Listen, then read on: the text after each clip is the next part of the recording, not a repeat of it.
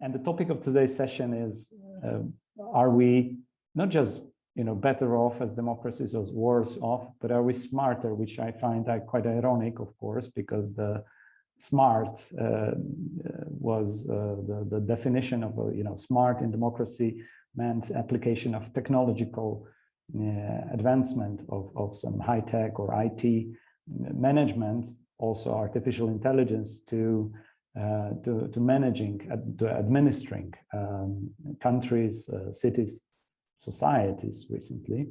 And also, are we smarter after the pandemic? Well, it's not quite after the pandemic yet.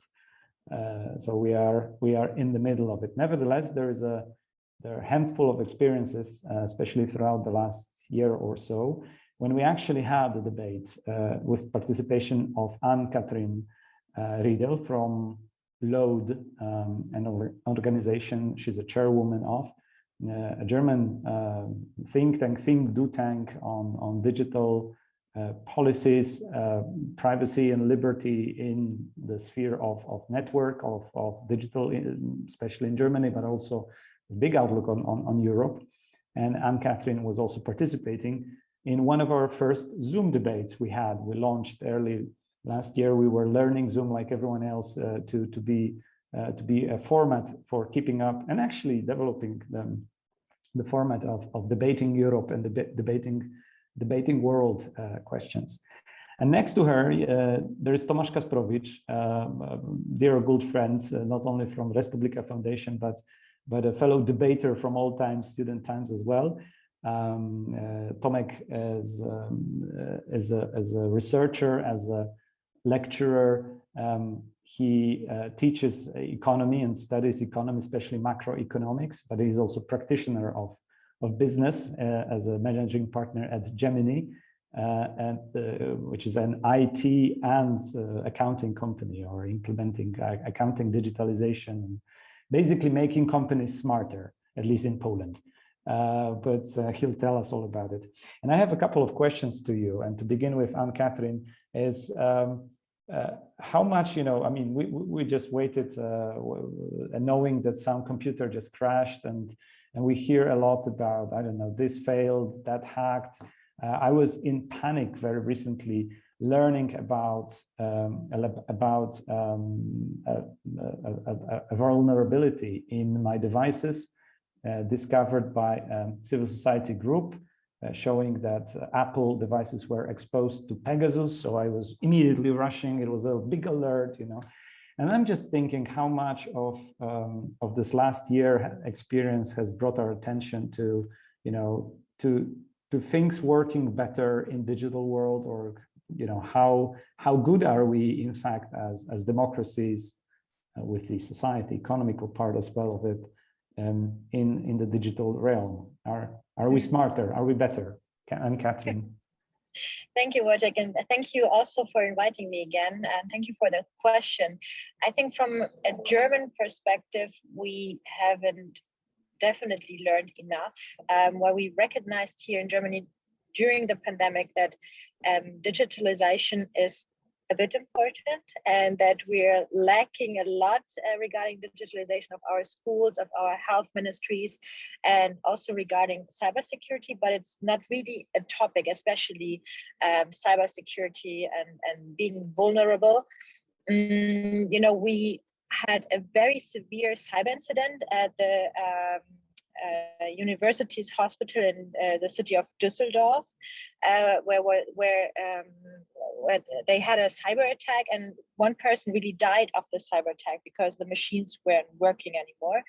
And it wasn't really a big topic here in Germany. So just a few people talked about it. And we also had a huge cyber attack in a small city called Bitterfeld-Anhalt in the eastern part of Germany, where they brought up not like a national, but a regional,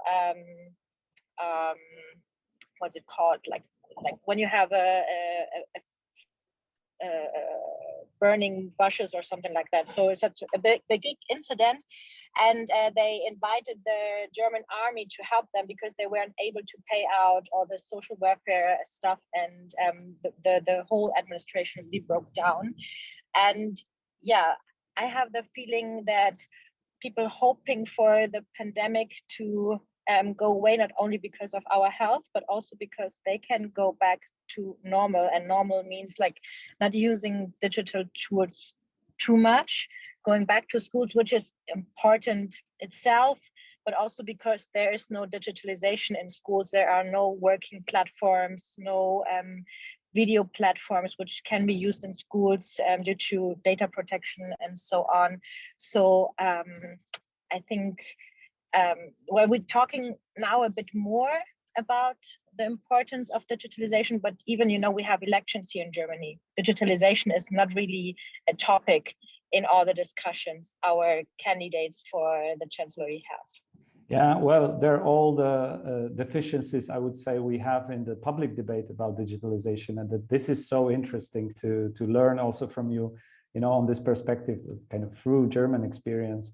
What are the dilemmas in many countries also in Europe, because it's not only the German issue, but very much so it is, you know, the same dilemmas go across the continent.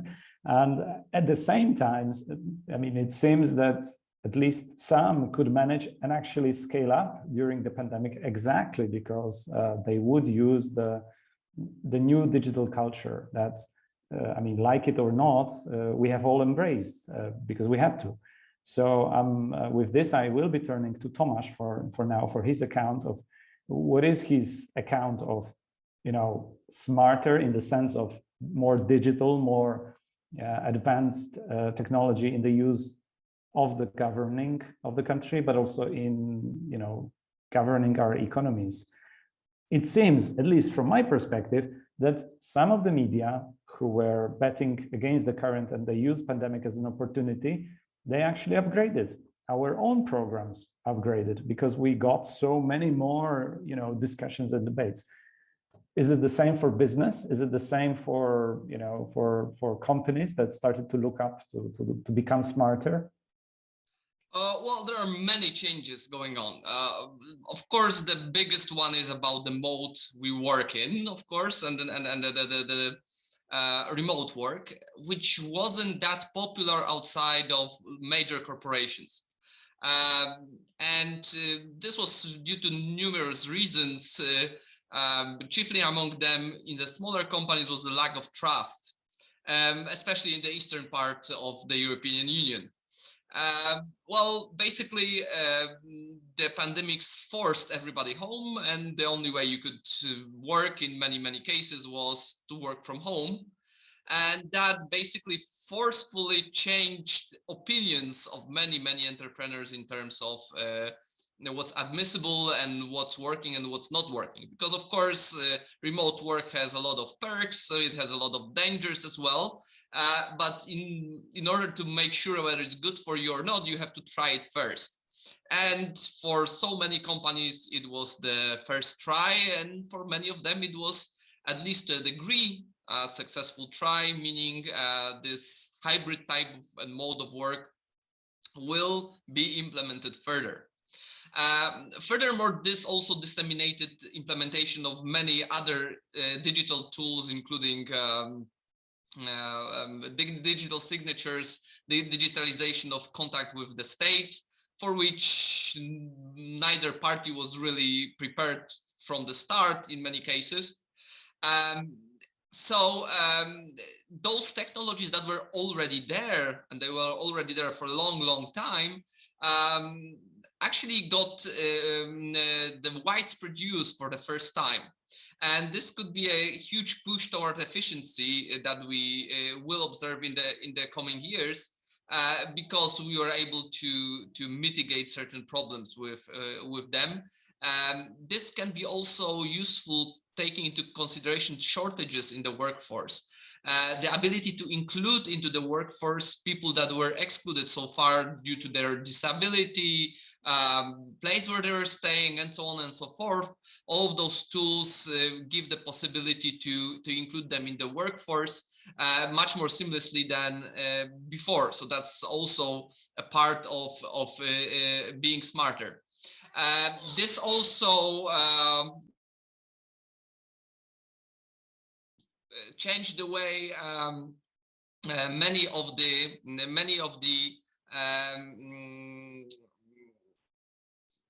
processes in the company's work, and those processes going paperless. This is also a huge impact towards, on one hand, environment, but also the way we store the data. And the next step, which I anticipate, will be much more efficient use of this data going further. Yeah, but data use and the usage of data is on one hand, the question of efficiency, how much we can actually build up the experience and leverage the chances of the small medium enterprises. But on the other side of the things, there are all these big questions of privacy. There are all the questions of how this data, how people or companies, small companies or even medium companies, not to mention big companies, are aware of the delicate balances between civil liberties or liberty in general and the questions of security or questions of efficiency and control. And with this, I'm turning to Cathrin, whom I know was looking into this subject. There is, at least in the past discussions we have had, there is more and more data. I mean, now we have also a lot of sensitive data regarding your vaccination data in the systems, in the European system, not only left alone, the national systems. But are we culturally, in a way, prepared for that? Are we, prepared as democracies to handle this big change? Because it seems we need to catch on. The circumstances demand that. But as you said at the very beginning in your opening remarks, there seems to be very little awareness. And what can we do about it? So to reclaim agency of those changes and those instruments as civil society, let's say. I think first of all, and also from a German perspective, is that we need to have better discussions about data. Also here in Germany, we talked a lot about data, especially when it comes to tracking in COVID with apps.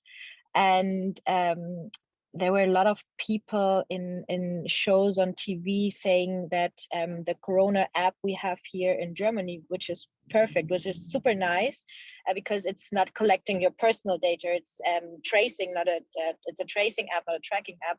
But they said because of a data protection and because of all the people caring for data protection, this app is not working. And they said we need more data, and just collecting data and personal data, from our location and so on.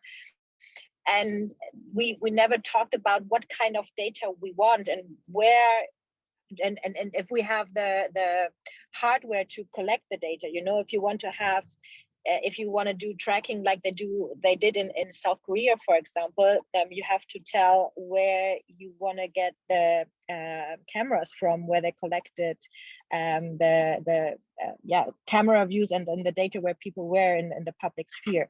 So we need to have better discussions about everything regarding digitalization, but because you mentioned data, we also need to have better discussions about data and what data we can use, what kind of data we should use, and where do we get it from. And especially when it comes to administration, not only regarding COVID, there is so much data we have and we should use to make better public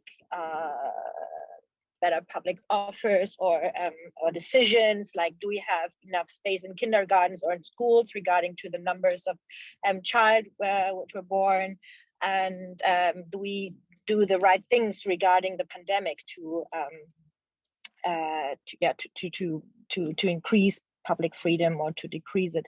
So there were big problems here in Germany, and I think especially when it comes to democracies, it's super important to have these discussions, because in other countries, like in China, for example, there aren't really public discussions about what we want and what we do not want, and what we can do regarding civil liberties and what we can't do. So we need to educate ourselves better, and everyone, and not only people in schools, because when we talk about education, we always think about schools and not everyone who left school since ages. And I think that's the most important part for democracy, and also the part where I'm really afraid of, that people don't believe in democracy as a system that can handle this digital transformation we are in, so that they are looking more and more to China or other autocratic systems, which are a bit faster than we are, but they are digitalizing their countries not based on democratic values or human rights.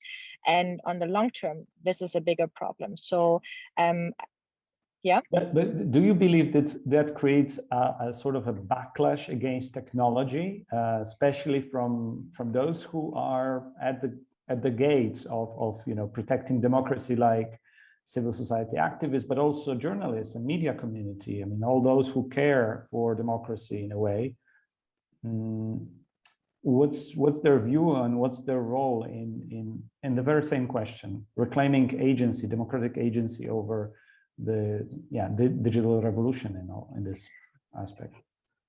You mean how do we experience, because we just portray the situation in which we don't have enough debates about data, we don't have enough awareness about data, and I'm thinking, why is that? Is it not because journalists and civil society activists gave up on the idea that it actually can be integrated into democracy, and they already, as you say, believe it can be only efficiently managed by autocratic regimes? No, I don't think that these people gave up. I think, well, I don't like this media bashing, but I think there's a lack of education in every part of society, in media, in politics, and it's so like you have, first of all, you have no benefit in working for digitalization because you don't really see it. If you're a politician and you open a new school or build a new playground somewhere, you can have nice photos, and you can have this with digital products.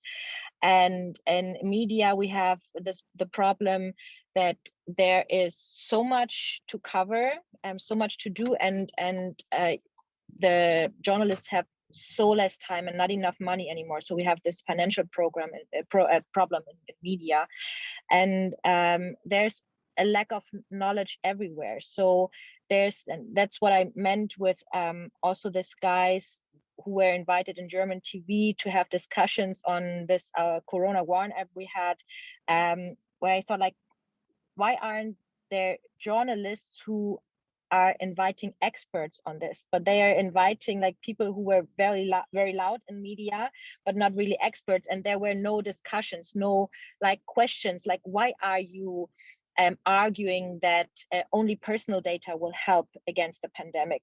So they were able to say everything in this talk shows also and in media, and there were no critical questions on their remarks. So I think it's a general problem in lack of education and knowledge, so that we can have the discussions we need to have as society in every part of society, in media and in politics.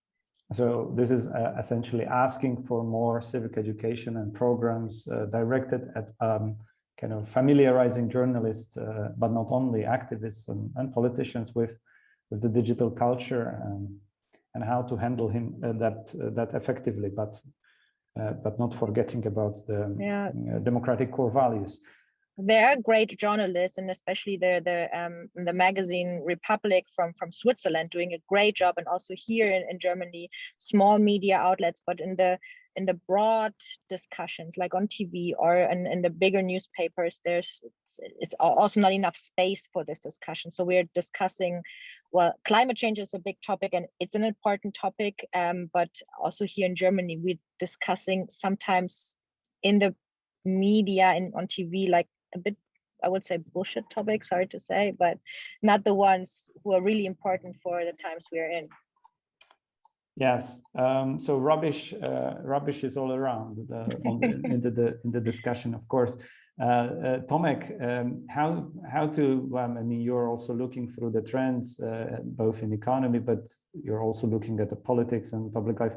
How much, on the other hand, this smart how much did we get smarter through this year of, as we just said, bullshit, and a lot of what we see in real life, non-digital life, is produced in the digital realm.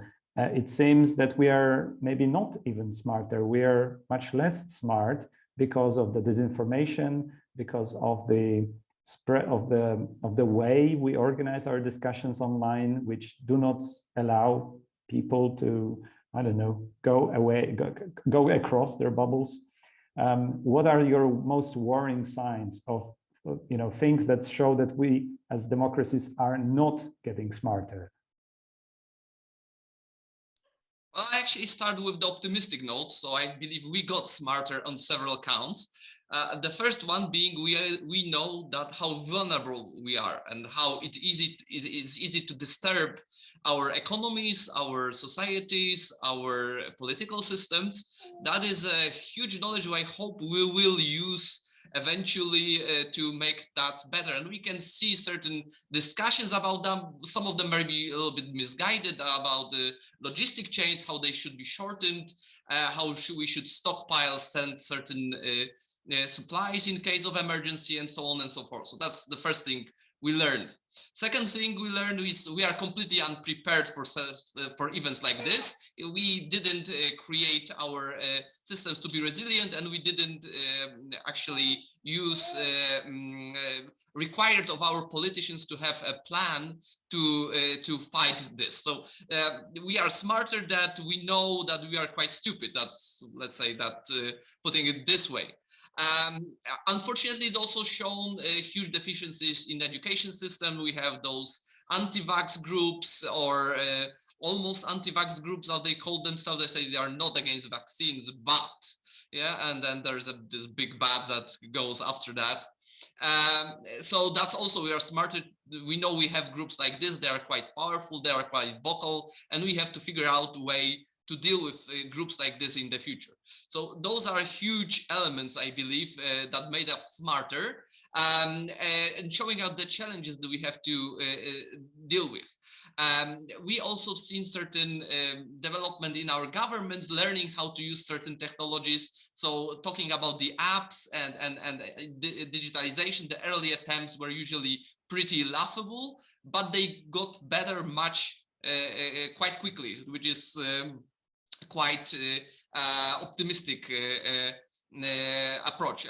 I hope those lessons will not be forgotten very soon after we are done with it, but some of this will stick eventually, and this pandemics help to cut through certain resistances you have in the bureaucracy, and that are hard to deal with in normal cases. But here there was no other way, so certain things need to be done much quicker, with less oversight, but also with quicker results.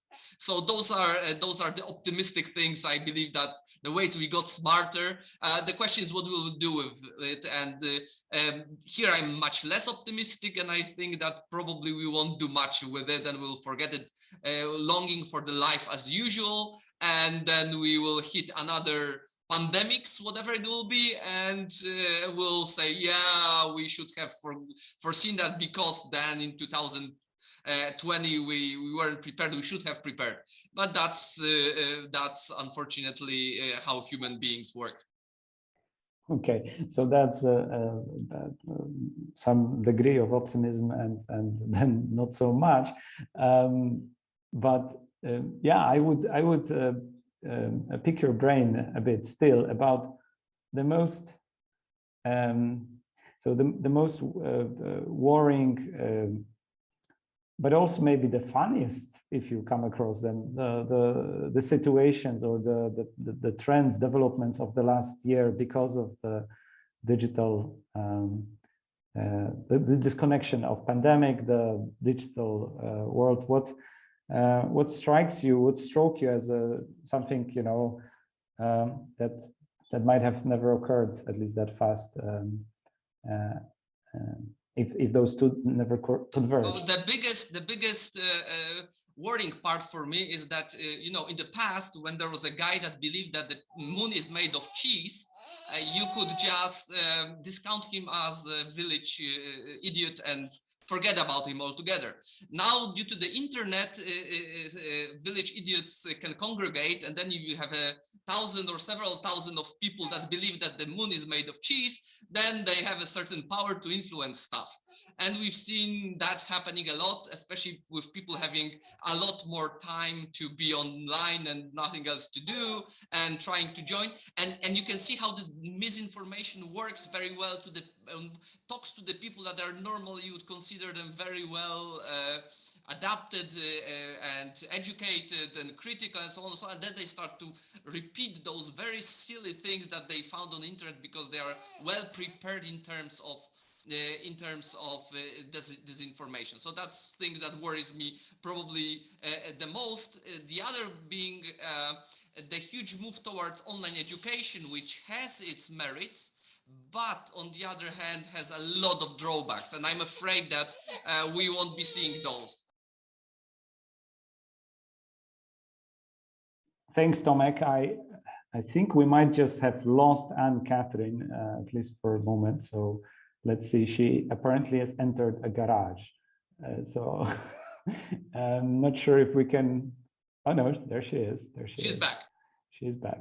The connection might, yeah, well, and then,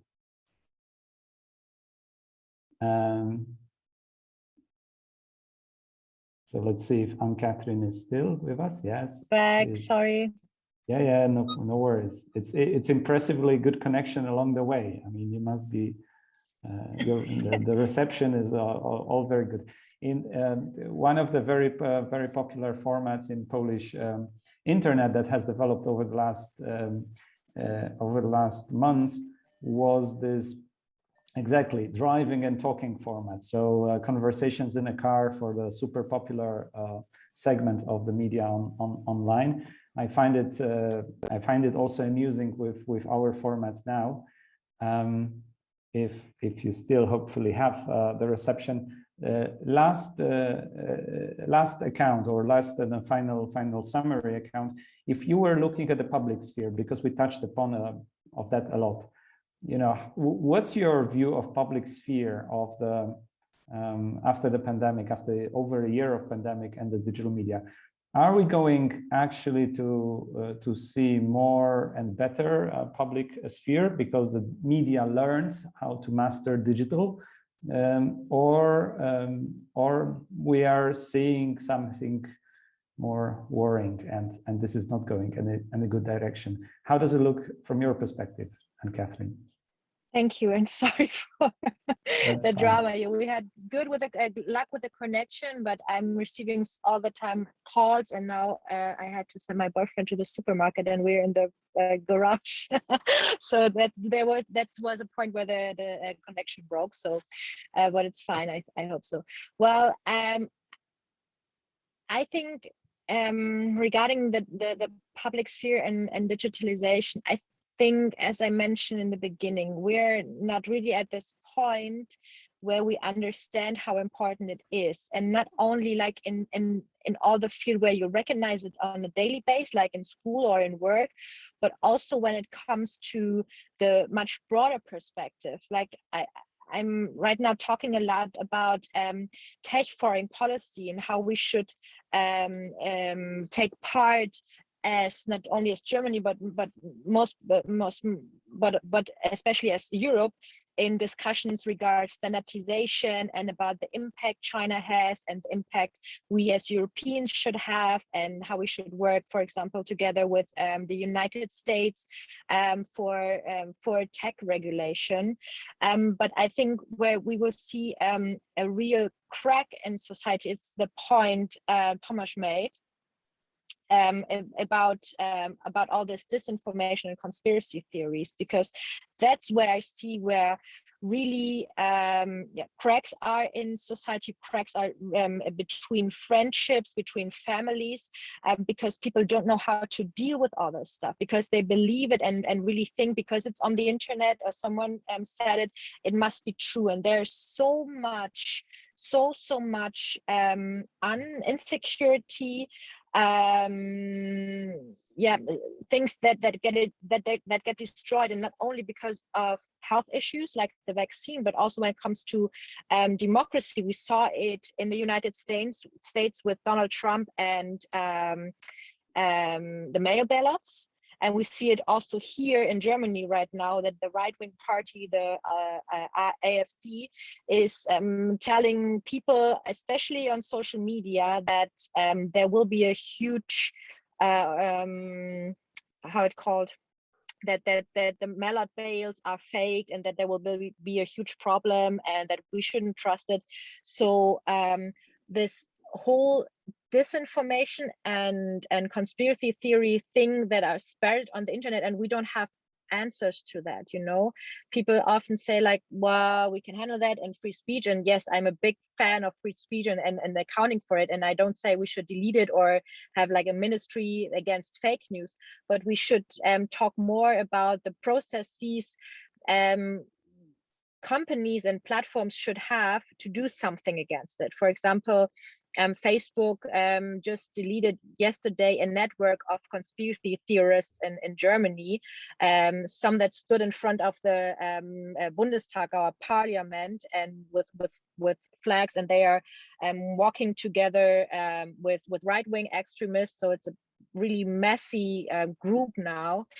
And they deleted several groups and profiles from them, because they say it's like coordinated misinformation, a coordinated threat to democracies and to Earth democracy, to Germany. That's why they deleted them. So we should really talk more about disinformation and their impact, also because we have an impact through borders. We have Russia, for example, with disinformation. We have China with information campaigns.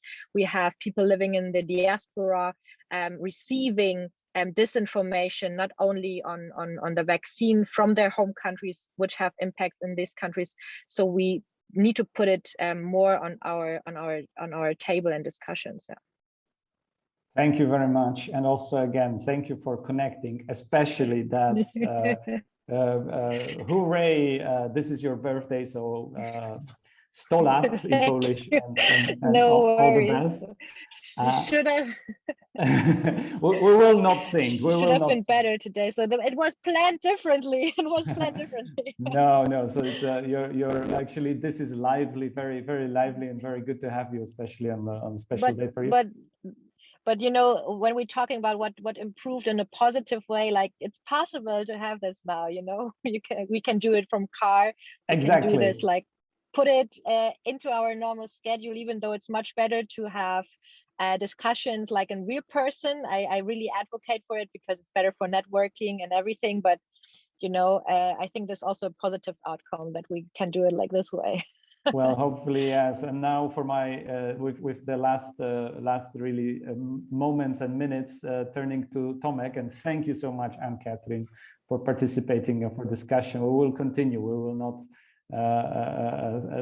stop at that, because you touch upon so many interesting and really core issues of democratic security, which we're after all here interested at Visegrad Insight and Respublika. Tomek, back to you with also your concluding answers and remarks on the topic of, you could see it in the chat.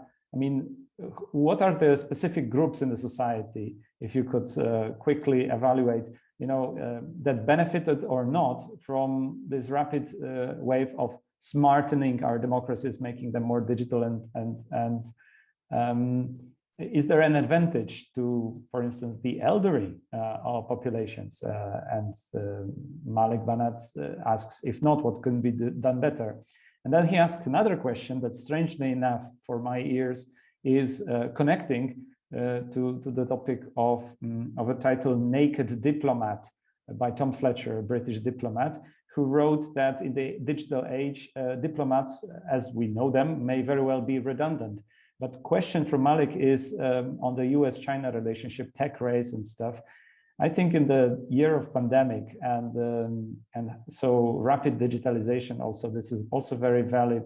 Whether there is another group that maybe become very soon redundant, which are diplomats, the the mediators, and instead we will have a big clash on the digital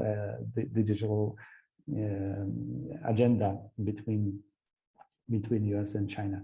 So your quick remarks, really, because we're also running out of time. So the quick remarks, of course, the elderly should be the group that should benefit most from digitalization because they were affected the least so far.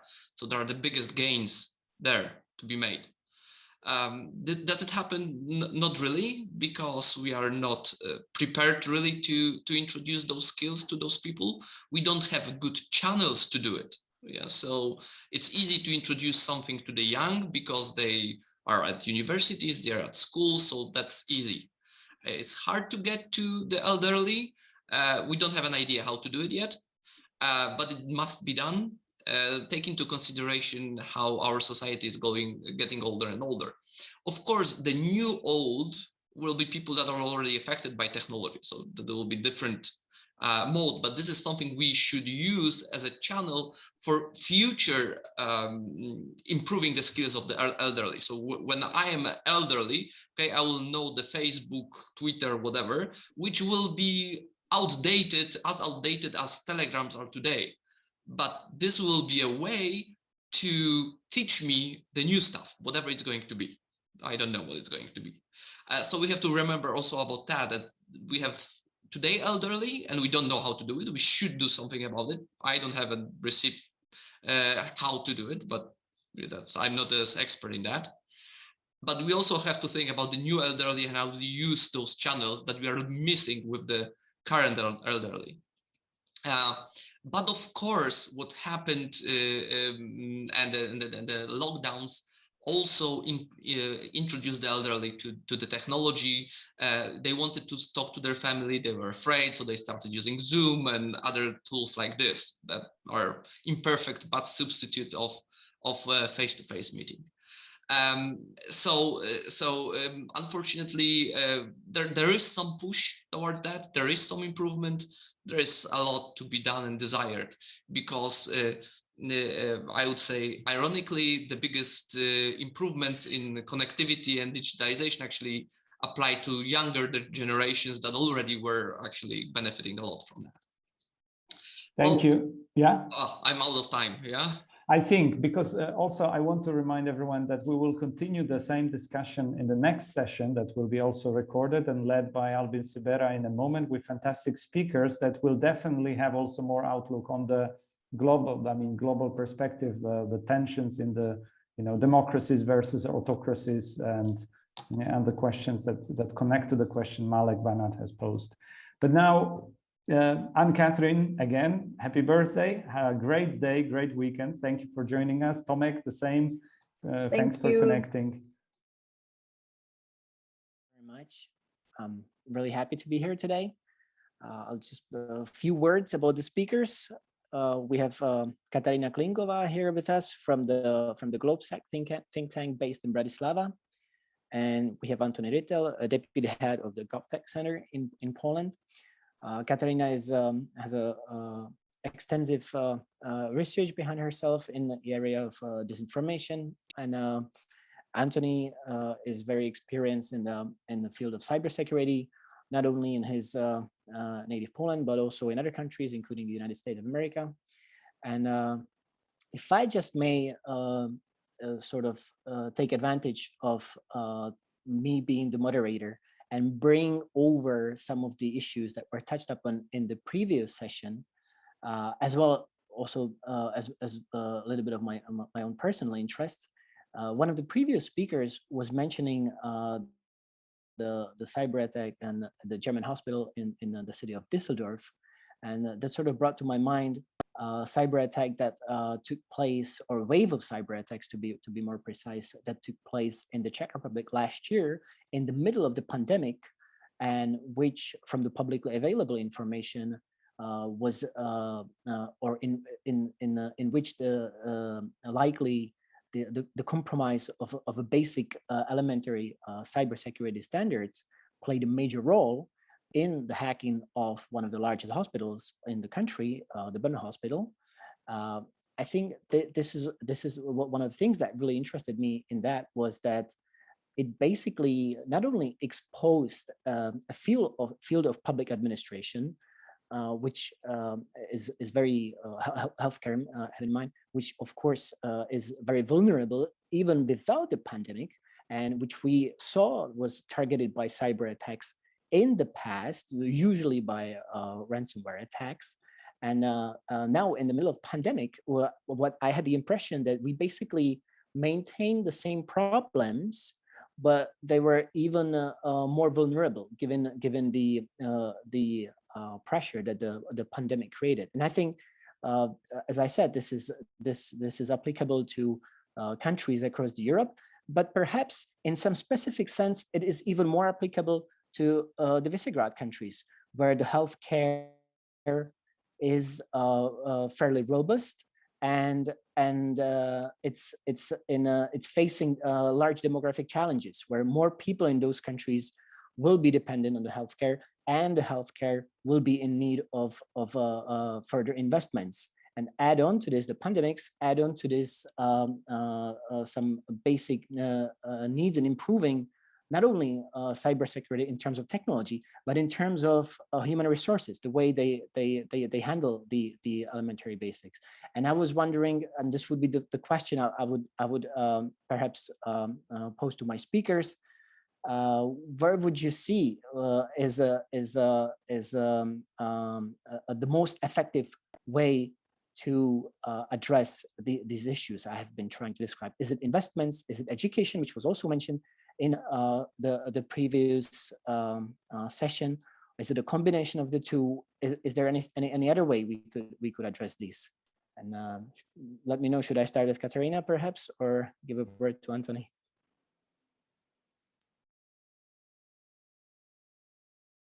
I can start, but well, thank you very much, Visegrad, for the invitation. I'm really happy to be here. I can start, but I would have to point out, like, I'm not a cybersec person. I really focus on disinformation, strategic communication, and more hybrid threats in general terms. But to your question, I believe it's a combination of both, because you need to invest in the infrastructure and develop the infrastructure and set the system in such that it's resilient, and then train the people working in that system so that they are not themselves from vulnerabilities, significantly decreasing the resilience of the system.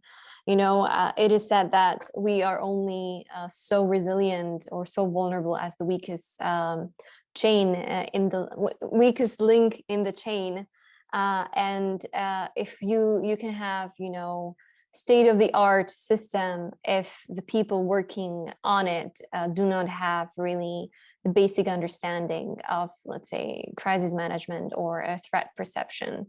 There was this one case, I believe dating back in 2006 already in Slovakia, where the National Security Authority, which is like the highest authority when it comes to cybersecurity in Slovakia, was hacked actually by two hackers.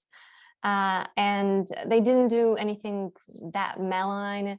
They just got into the internal system of this National Security Authority institution. And what was ridiculous about it was that they got into the system because the password of this public institution was so weak. Basically, it was acronym of the institution plus added numbers 1, 2, 3.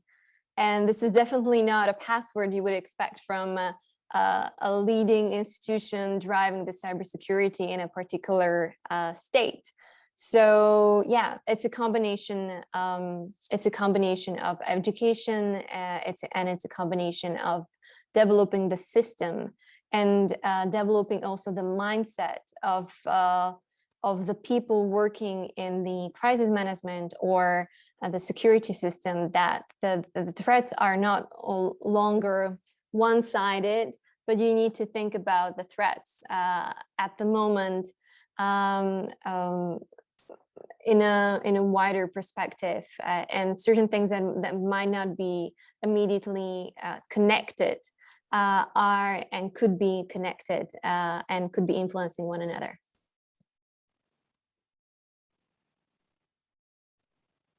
Thank you. May I just pass on the word to Antoni?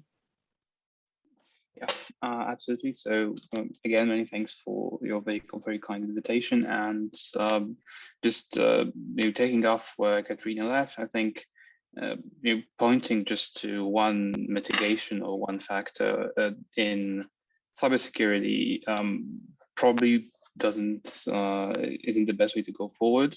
Just like the digital state is pretty much a carbon copy of the sort of kinetic state, the physical state, you also have cybersecurity being effectively a carbon copy of kinetic security. And you can say that all you need to defend yourself is a strong army. You wouldn't say all you need to defend yourself is good education or a robust weapons industry, right? You need all those factors in order to mount a sustainable defense. And it's pretty much the same thing with cybersecurity. You need to have a strong infrastructure when it comes to government. You need to have a strong private sector, which is has a framework of cooperation with the government, incident reporting, threat monitoring, updating, all those people who do actually maintain critical infrastructure. Because we keep talking about governments, national security agencies, but in fact, the vast majority of attacks and the vast majority of soft targets really are in the private and third sector. You have all those small companies which really emerged in the last couple of years on those tech trends such as blockchain, for instance. You got startups in Poland at least, which are worth in the hundreds of millions, and they are in the market for 2 years, that never had the opportunity to face off against those major cyber threats. But in terms of the value of the target, they're probably just as important to a hacker, to an attacker, than an institution which exists for decades and has really had its share of attacks repelled and not repelled and learned from. So there's really this vast array of targets, and just like there's a vast array of targets, there needs to be a vast array of defenses we deploy, because of course you do need to start somewhere, and we are working on our own fields, such as the government infrastructure, but also hybrid threats, which Katrina mentioned, and I won't go too deep into them, but especially during the pandemic, they obviously skyrocketed. We had people actually hospitalized and actually killed by misinformation or actions undertaken pursuant to misinformation. So obviously, it's never one front and there's never one defense. What I can say is sort of being more and more hinted and pointed at are programs which aim for collaboration between the private and the public sector on standards, on issue reporting, on escalation, on threat pinpointing, and all those things. We have such a thing in Poland. It's called PW Cyber, and the point being basically of people knowing whom to call if something happens to them. Obviously, nothing should happen in the first place, if possible. But if impossible, then there should really be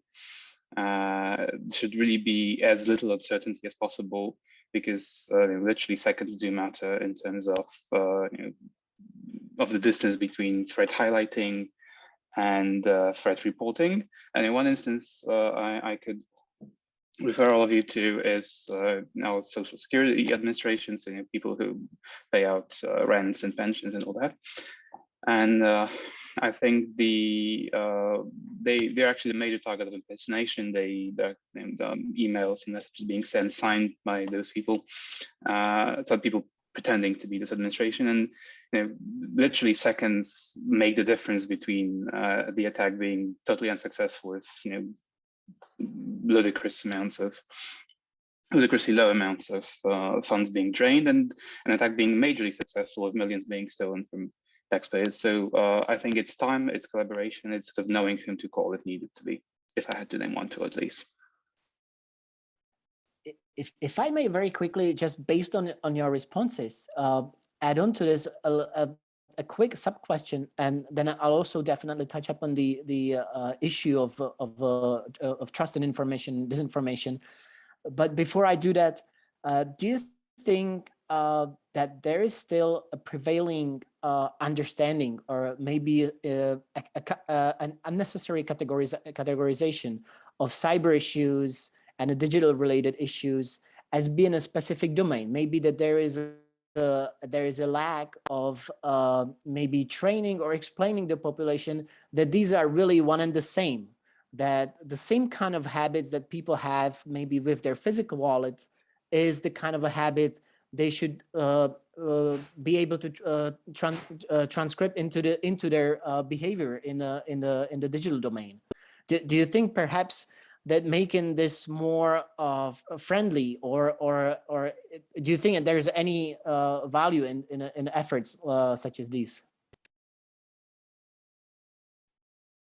Well, I mean, one thing I could say to this is that I think there's sort of an understanding of there being something like security, but it's often affiliated with those more sort of mundane and supposedly obvious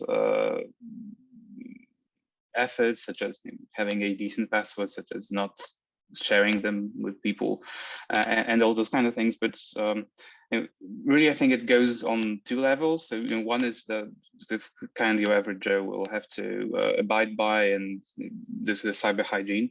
But in reality, I think there's also another branch which is getting more and more targeted by offenders, which is if you manage to get into or scam or however by any other means gain command and control of something which belongs to, say, an administrator or someone who is responsible for sending out those newsletters, really, from an actual account, from an actual institution, and subvert the contents of such message, then you really don't have to go into those hundreds and thousands of devices which are being infected by this one person who just sends out a faulty newsletter email. So I think there is really a growing understanding of the fact that there are some critical points, that there are some points of failure which need to be protected by numerous layers, that they need to maintain a much higher level of cyber hygiene than others. And I think this is the way we're sort of headed in this regard. So more specialized attacks, more targeted approaches, which then have a sort of a much higher stake in terms of the damage that they're capable of wreaking.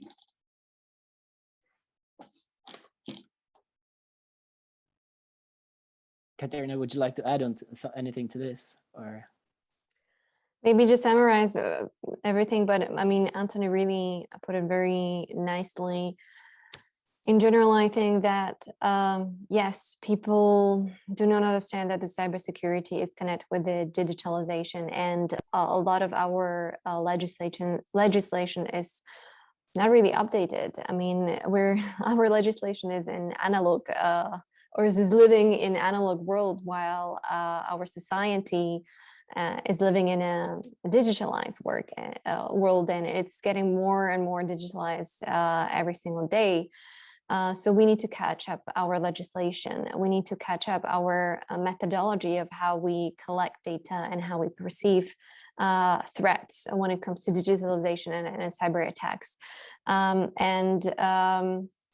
Yeah, we need to educate people. I mean, both the public, but also individual civil servants, and not only at the state level, but also at regional and local level, because they are, whether we want it or not, they are also members of this huge network of public or civil servants, and they are part of the cybersecurity network or security system of a state.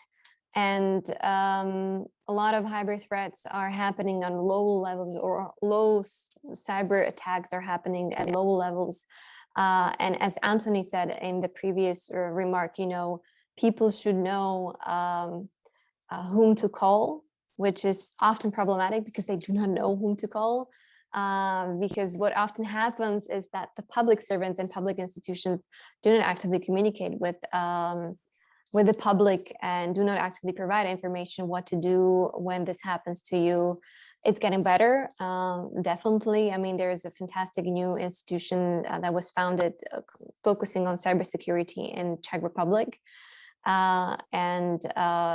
have this years when certain topic becomes a sexy topics and everybody starts focusing it on, and then comes a crisis and people move on to the things. But cyber hygiene, as Antoni mentioned, is absolute must, and we need to educate everybody from young kids to students to adults to people working in civil sector, because everybody can be the weak link. Thank you for your point. To this, I would quickly add, since you've mentioned the Czech Cyber Agency, I think it was, as far as I know, still last year, because of the legislation, the Czech Cyber Agency still didn't have a proper legislative framework within which to work with some of the smaller hospitals in the country, as the wave of cyber attacks was already underway that we were mentioning at the beginning. So this just adding on to what you were saying, and obviously there is a whole array of legislative recommendations that the Cyber Agency is publishing, and which are still not in place to this day. But moving on, as we're progressing with time, so we also have enough time to touch upon the subject we were sort of hinting at during your responses, and that is the broader subject of disinformation. But also, if I were to make a quick connection to what we were discussing just now, and if we look at the way social networks are so easily accessible to large swaths of populations, I'm particularly speaking of Central Europe, I think the most popular, or anyways, the case I'm most familiar with, the Czech Republic, the most popular social network is Facebook, and we have, I believe, something more than half of the population, the sheer population, not the adult population, with active accounts. So if you look at this digital instrument, this would, on one hand, be an example of how easy it is communicable to large scale population.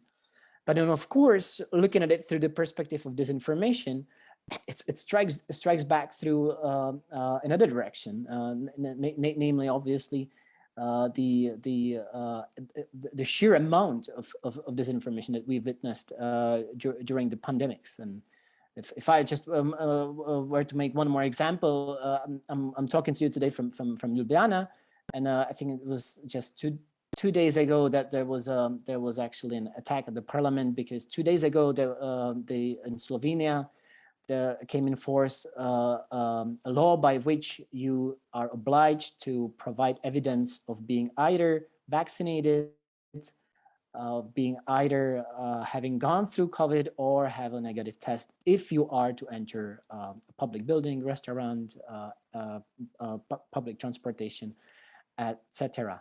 Do you think, having the title of our session in mind, are democracies smarter after the pandemic? Is there also something we can learn from the sheer over quantity of disinformation, meaning how quickly it's accessible to people? Is there a way of seeing how quickly it is accessible? We can actually use that to actually send to those people positive content, if so to speak. What would be your take on it?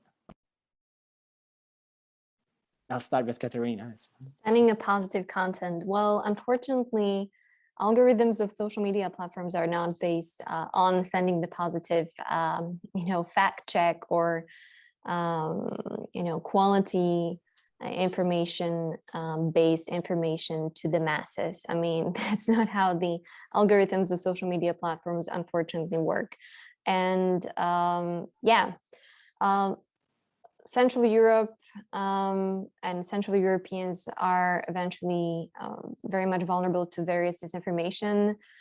For years, such disinformation has been coming from particular foreign actors, but increasingly we see more and more domestic actors, some of them even political representatives, that are actively spreading disinformation and are focusing and directing their political parties in the sense that they are specifically directing their campaigns and messaging towards people who are prone to believe disinformation. So more and more disinformation narratives, conspiracy theories that used to be on the fringe of the information spectrum have become mainstreamed. Disinformation has been here for ages. I mean, the anti-vaccination movement has been here before the COVID-19, but the pandemic, the fact that we were in lockdowns, that, you know, the only thing that you could do was being online, watch TV, or being on social media, it pushed more people in being online and being in those information bubbles. And it definitely polarized a lot of societies. And it spread a lot of conspiracies about the COVID-19. The only difference is that a lot of people die during the pandemic when they believe in conspiracy theories and disinformation, when they start to take, you know, unregistered medicines, or they try to put some bleach applies bleach directly into the veins so that they can purify their veins and blood. And get rid of the COVID-19. And this is what we see. We see still, you know, a year and a half in the pandemic, we see around 30% of Central and Eastern Europeans believing in various conspiracy theories, including the fact that the COVID-19 doesn't exist and it's a planned operation. What is more disturbing is that such disinformation have a huge impact on how people trust or distrust public authorities. And the previous, you know, where you were talking about the COVID-19 cases, the previous panel was talking about COVID-19 places and the importance of data. And unfortunately, you know, you have 56% of Central and Eastern Europeans who do not trust COVID-19 data because they do not trust the public authorities publishing them. And this number is only rising. So unfortunately, yeah, good news or fact-checked information doesn't spread so easily on social media platforms. And it is very important that we adjust and work on these legislative, let's say, policies. And these things are happening at the European level, and it is very important that Central and Eastern European countries eventually pay attention and take part in the processes that are happening, take part in the European Democracy Action Plan and Digital Services Act, which are trying to promote good information and which are trying to push social media platforms into, you know, not spreading so much disinformation and being much more efficient in taking down malign actors, malign disinformation, not only connected to COVID from their platforms. And this is where it goes back to the politics. Yeah. But before I touch upon that, I need to give floor to Antoni and give him his opportunity to have a presentation. Yeah, I mean, so just as Katarína said, I think it's largely a one-way street in terms of the kind of content which can use those exact same methods. And one of the reasons for this is just time and effort, really. So it takes up to 2 hours to write a decently convincing article with bogus sources even that spreads any sort of flashy but untrue information. And then it would take days often to independently verify this, talk to experts, sometimes pay them, and go through all those hoops and generate a report. We did build a tool which, together the Polish press agency, which is sort of at the forefront of this fight in Poland. We did build a software solution that sort of aims to do exactly this and provide an official source, a widget for people to report potentially suspicious information and then receive a report or be able to check for any piece of content. We did verify about 2,000 different sort of news worthy stories or different nodes of COVID-related, usually COVID-related misinformation, and the process of generating this verification report usually takes about a day at least, and it's obviously varies from country to country, but in case of the US, you have about 3 minutes usually until a person reads an SMS message. So reads and then instantly makes a decision on what to do with it, to share it, whether to click on the link they sent you, or whether to say repeat the same thing to your friend, etc. So you really see how it's really difficult to just hold the spread. And as Katarína said, algorithms aren't really helping, seeing as they're literally designed to reach as many people with the kind of story they wish to hear or they would react to. So obviously, this is sort of fight which won't ever be won or lost. This is something that just is an integral part of our ecosystem. It's obviously much stronger with digital tools being available, but sort of in itself, it will always exist. It's just more readily available, and this is the issue here.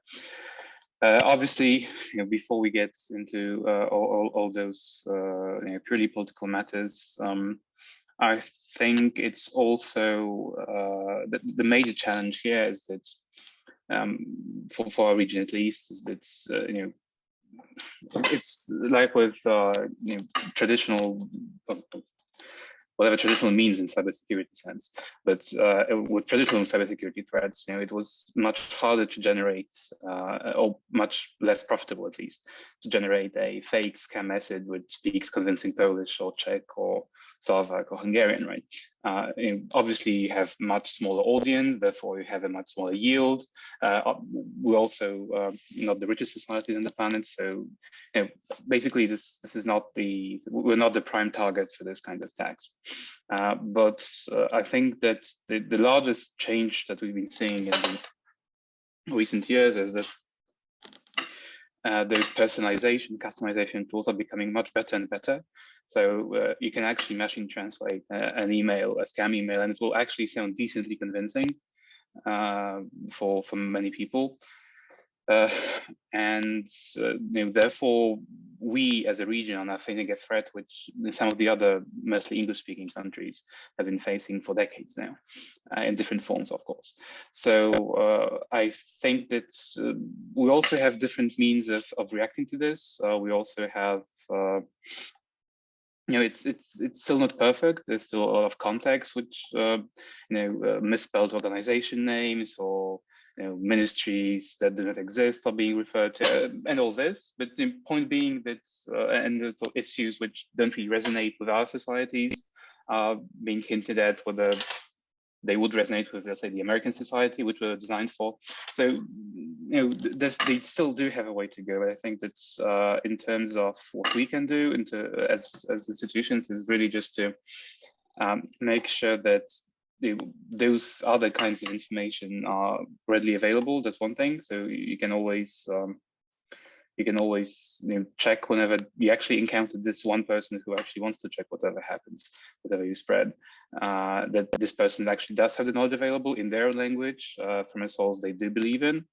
And second of all, there's also all those much slower processes of awareness building and education, which just do take time, but we did kind of get through it with those scam phone calls, or those there are also people who just were trying to sell you things, where we have more and more customer awareness. So I think we're also becoming more and more resilient to this, but again, it's sort of a race which we're always playing catch up effectively. Hopefully we can just try to be as resilient as possible with that.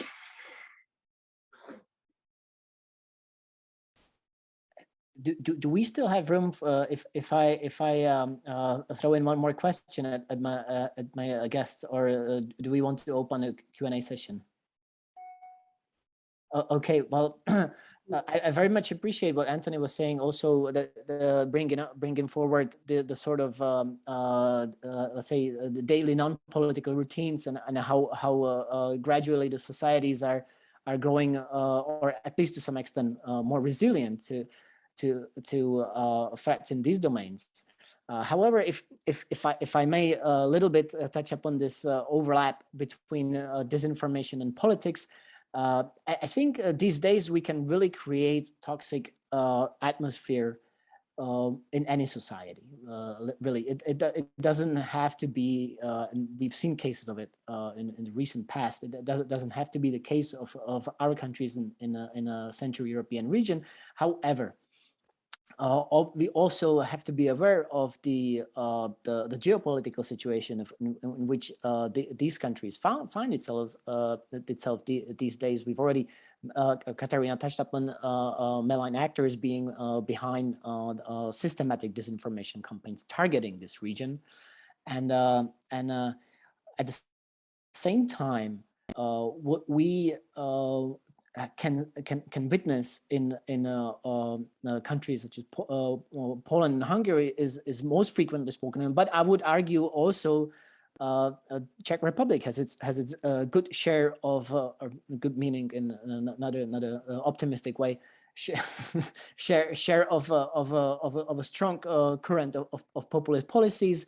What we're witnessing these days in the pre-election campaign there is what I would call an obvious overlap between grand disinformation narratives and topics on which some of the parties pick on, and it seems to me that they literally observe each other, watching how far will the extreme party go, and the populist will go a little bit in that direction as well, be it the criticism of green policies, be it the criticism of EU, be it the deliberate exploitation of generational divisions in the society.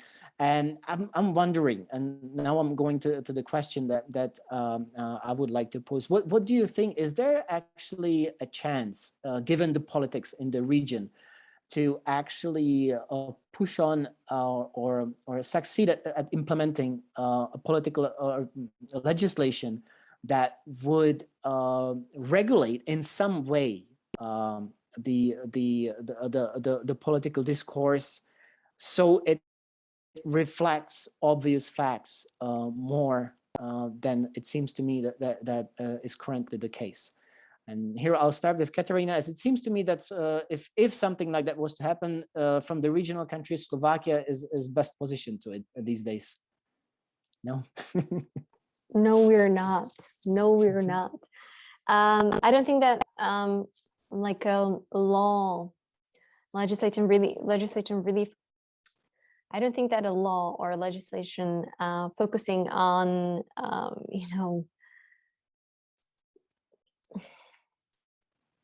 pushing politicians not to spread disinformation and penalizing for spreading disinformation or misinformation is possible anywhere. I mean, immediately people be shouting, freedom of speech, freedom of speech.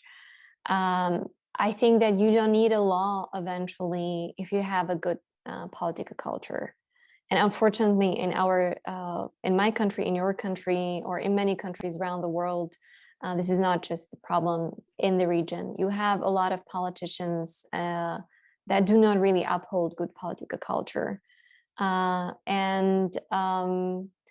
Blaming the opponent in the electoral race, it has been always the easiest way. I mean, some political parties, they do not even need an agenda or their own program. The only thing that they do is attack the opposition and point out how bad or how worse the other side is than their others, without coming up with their own solutions. And this is an old trick that many politicians have been using for years and years.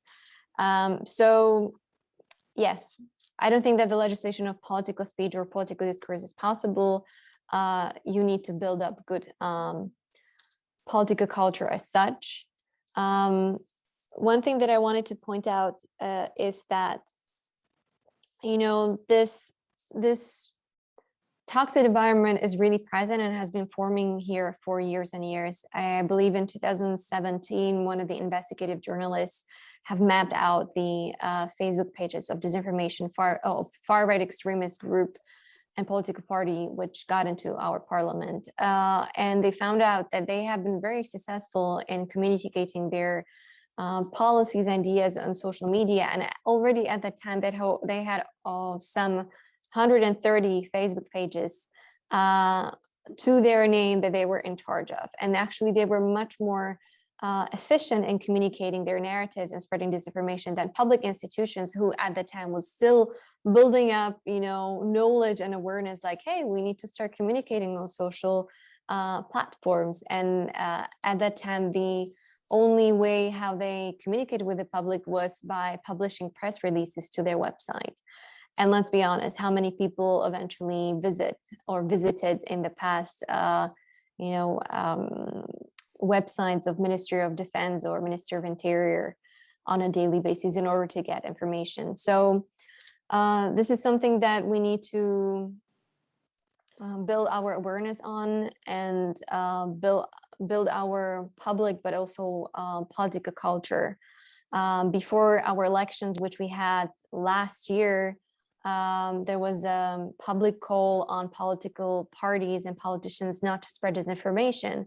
And very few politicians eventually upholded it, or during press releases, when they were asked a question by a problematic outlet, told them, like, I'm sorry, but you're an outlet known for spreading disinformation. I'm not going to be talking to you because you manipulate and spread conspiracy theories.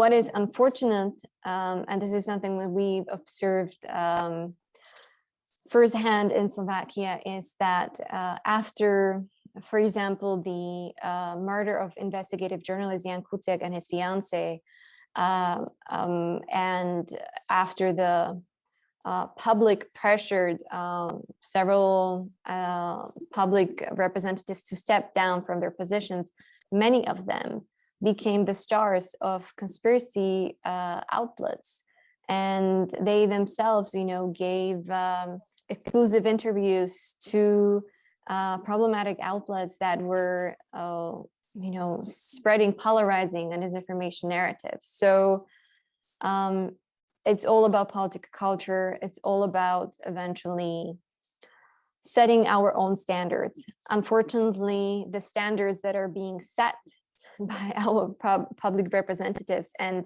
the standards we ourselves have put upon our public representatives are very, very, very low. Just briefly touching on this, because I know we have just a couple of minutes left. I would say that the laws are there. I mean, there are libel laws, there are slander laws, there's measures laws even in many countries.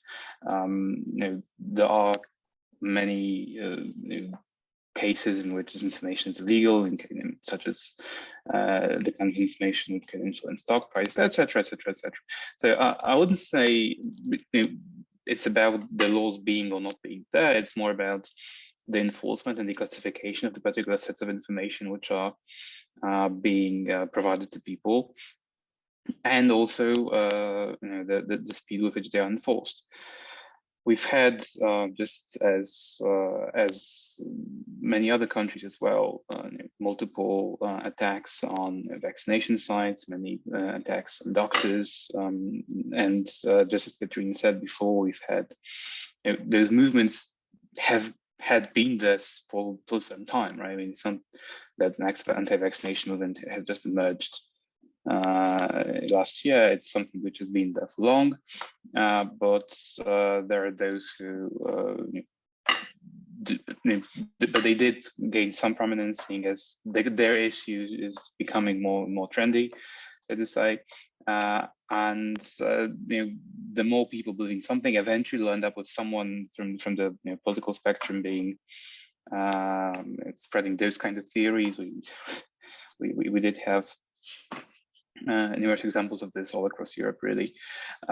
And there isn't something you can mandate. It's something, just as Katarína said, you need to have be either acceptable or not by the society itself to accept or reject it. It's kind of like with commercial transactions, right? You have if a company wants to sell, they will design the message to sell as much as possible, to be as aggressive as possible, limited only by the tolerance of their customer base. And the same thing with every other message, really. If someone wants to sell a certain opinion, they will, and they know a thing or two about what they're doing, they'll be selling this as aggressively as possible within the framework of the acceptance, the social acceptance of something. Yesterday, we had in Parliament one member saying, the Minister of Health, that he'll be hung tomorrow whenever we have free Poland. Obviously, and the reaction to this was pretty one-dimensional and straightforward. He got penalized, etc. But this also brings up a case of him being treated as a martyr, perhaps, by some outlets. And maybe if hopefully they don't, but if things really do change, then we'll have.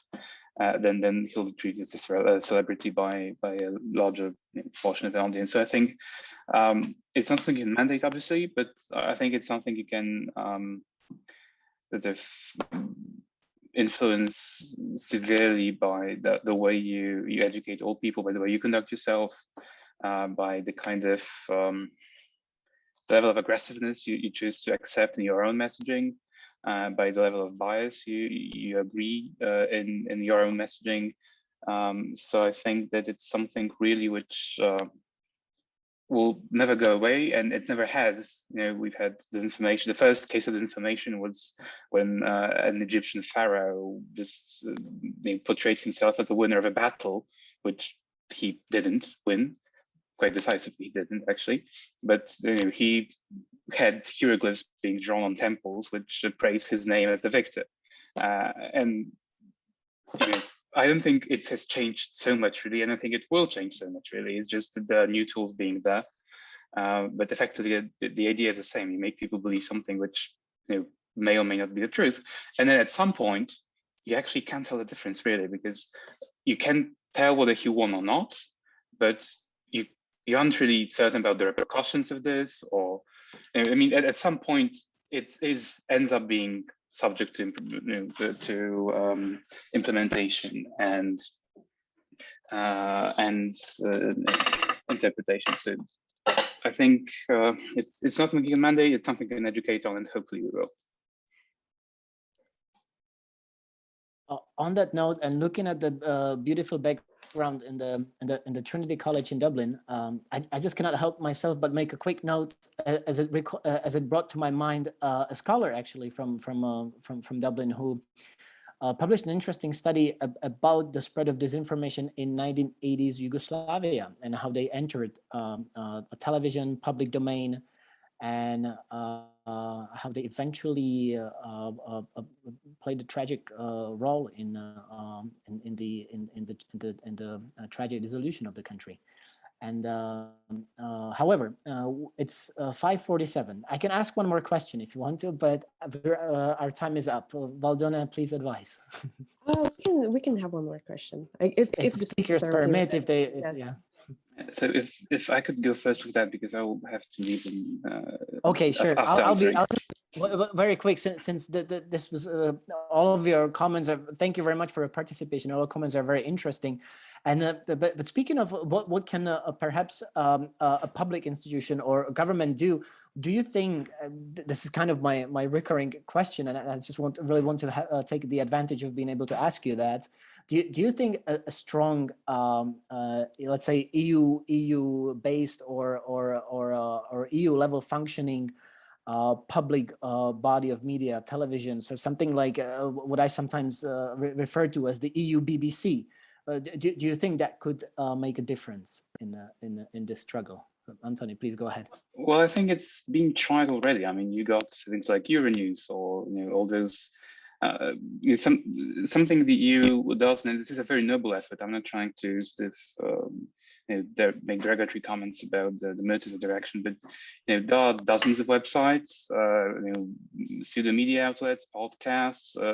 They all do exist, but as long as they operate on a level which isn't really cognizant of the issues people in small towns all across Europe do face. I don't think they will be bothered too much. I mean, geopolitics is something which is obviously crucial and something we should be discussing during long hours and podcasts, but in the end, it's not something which is really conducive to the needs people have. So what I would say, and I think if we're going to go down this rabbit hole of what can Europe do as a whole, I think on this one thing at least, we should be much more local, much more customized, and much more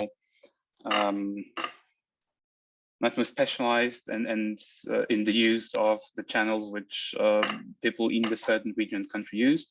One instance of this, there's this spectacular map which lists the most common visited websites in every country, and you won't find two countries of the same website being number one.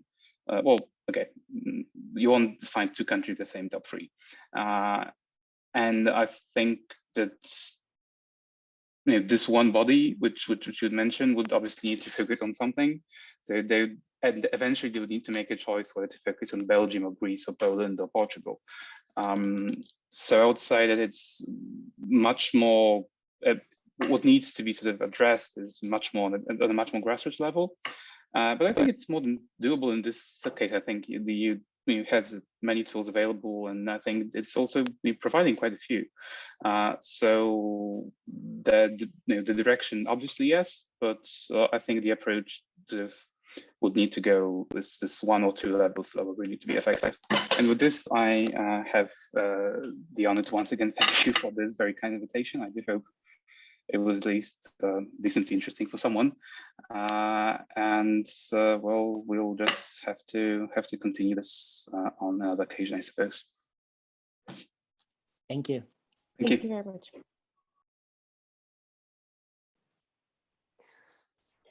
So we just meet then.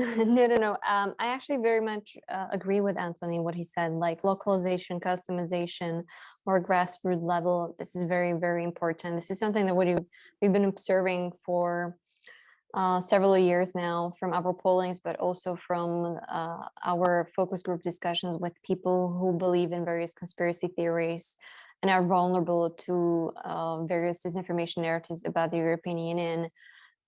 They do not know how the European Union functions. They do not understand the basic, divisions of roles between the European Union and national government. And this is something that is being really utilized against the European Union by a lot of populists in each of the member states.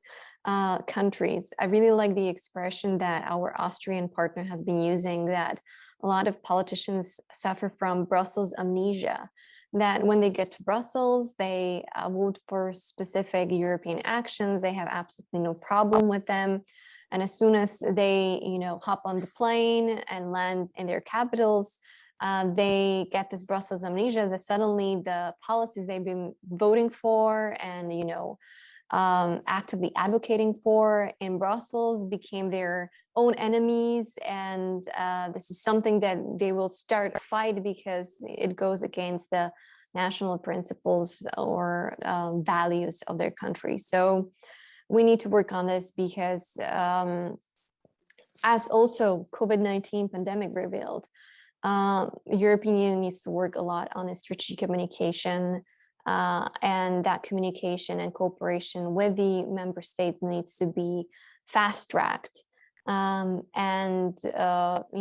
only support the ideas that Antoni said about localization and grassrooting that information about the European Union directly to the people at local, regional level as much as possible. Yes, thank you very much for these comments. I suppose I have to conclude it. Yes, the EU needs to be not only in the cities of the Central Europe, but also in the towns and villages.